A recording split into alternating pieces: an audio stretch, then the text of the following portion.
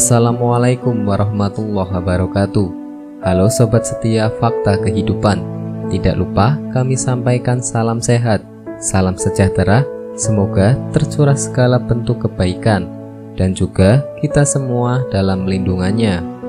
Seperti biasa, kita akan berbagi kisah dari yang unik, menarik sampai bikin nangis. Mari kita simak kisahnya.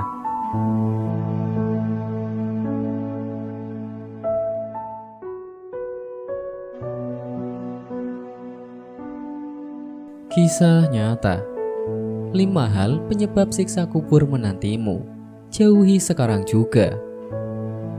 Bondowosonetwork.com. Segala sesuatu yang bernyawa pasti akan mati. Demikian petikan ayat Al-Quran. Setelah manusia meninggal, maka akan berhadapan dengan alam kubur. Apakah akan mendapat nikmat kubur atau mendapat siksa kubur? Imam Ibnu Qayyim dalam kitabnya Ar-Ruh menerangkan, banyak hal yang menyebabkan seseorang ditimpa azab kubur. Secara umum manusia diazab karena kejahilan mereka terhadap Allah Subhanahu wa Ta'ala, tidak melaksanakan perintahnya dan melanggar larangannya. Allah tidak akan mengazab ruh yang mengenalinya, mencintainya, melaksanakan perintahnya dan menjauhi larangannya. Barang siapa yang menjadikan Allah marah dan murka, lalu dia tidak bertobat dan mati dalam keadaan demikian, maka dia akan mendapatkan azab di alam barzah sesuai dengan kemurkaan Allah. Dikutip Bondowosonetwork.com dari kanal YouTube NS Sport Channel. Berikut adalah di antara sebab seseorang ditimpa azab kubur. Yang pertama, kekafiran dan kesyirikan. Allah Subhanahu wa Ta'ala berfirman, bagaimana azab menimpa Fir'aun dan bala tentaranya, dan Fir'aun beserta kaumnya dikepung oleh azab yang amat buruk. Kepada mereka dinampakkan neraka pada pagi dan petang, dan pada hari terjadinya kiamat. Lalu diperintahkan pada malaikat, masuklah Fir'aun dan kaumnya ke dalam azab yang keras. Quran Surat Ghafir ayat 45-46. Yang kedua, manusia munafik.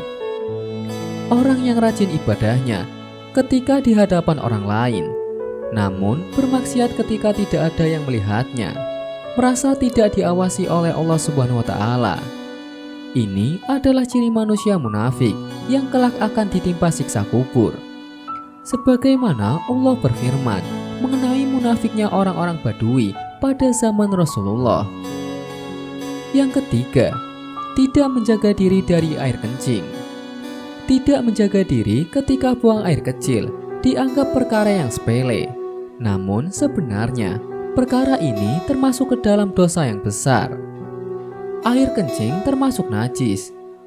Maka tubuh, pakaian atau sebagainya terkena air kencing harus dibersihkan atau disucikan.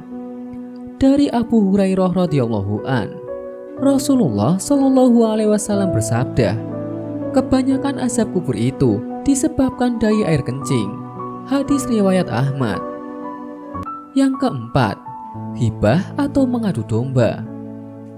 Yang sering dilakukan dan menyebabkan azab kubur adalah gibah atau adu domba. Rasulullah Shallallahu alaihi wasallam bersabda, hibah adalah menyebutkan mengenai saudaramu dengan hal-hal yang tidak ia sukai. Hadis riwayat Muslim. Adapun bentuk sisaan bagi pelaku ghibah sungguh mengerikan, maka hendaknya menjadi renungan bagi yang masih gemar melakukannya. Yang kelima, meratapi jenazah. Berhati-hatilah meratapi jenazah. Ratapan yang berlebihan menjadikan si mayit akan ditimpa azab. Rasulullah Shallallahu alaihi wasallam, sesungguhnya mayit itu akan diazab karena ratapan keluarganya. Demikian azab kubur yang telah menanti manusia. Jika melakukan kelima hal di atas, maka dari itu persiapkanlah amal soleh sebaik-baiknya.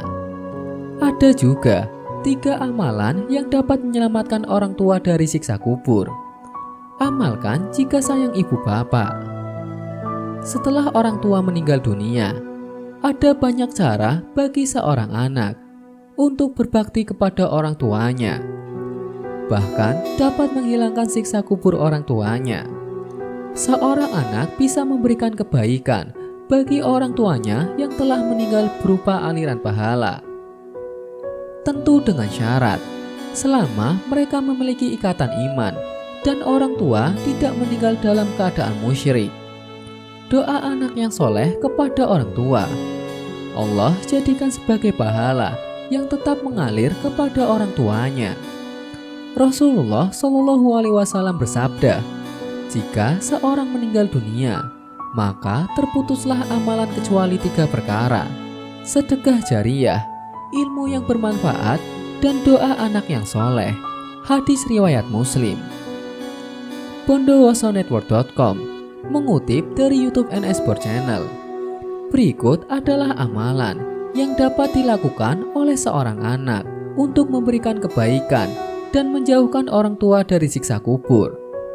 Yang pertama, mendoakan dan memohon ampun baginya. Doa yang tulus kepada orang tua.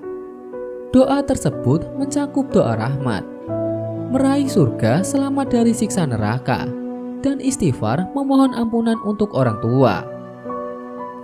Rasulullah SAW bersabda, sesungguhnya Allah benar-benar mengangkat derajat seseorang hambanya yang soleh di surga. Maka ia pun bertanya, wahai Rabbku, bagaimana ini bisa terjadi? Allah Subhanahu wa Ta'ala berfirman, karena istighfar anakmu untuk dirimu. Hadis riwayat Ahmad. Yang kedua, bersedekah untuk orang tua. Sedekah mengatasnamakan orang tua yang telah meninggal, maka hal itu akan sampai kepada orang tua. Sebagaimana diriwayatkan dari Aisyah radhiyallahu an, sesungguhnya ada seseorang yang mendatangi Nabi SAW.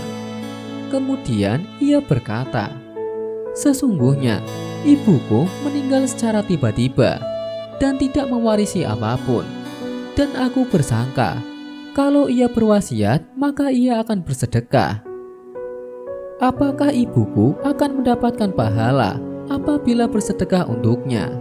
Nabi menjawab, ya. Hadis riwayat Muslim. Yang ketiga, menjaga silaturahmi dengan keluarga dan melunasi hutang orang tua. Salah satu bentuk bakti kepada orang tua yang tingkatnya sangat tinggi adalah menjaga silaturahmi dengan seluruh keluarga yang masih kerabat dekat dengan orang tua. Rasulullah SAW bersabda, bentuk kebaktian kepada orang tua yang paling tinggi menyambung hubungan dengan orang yang paling dicintai ayahnya setelah ayahnya meninggal. Hadis riwayat Muslim.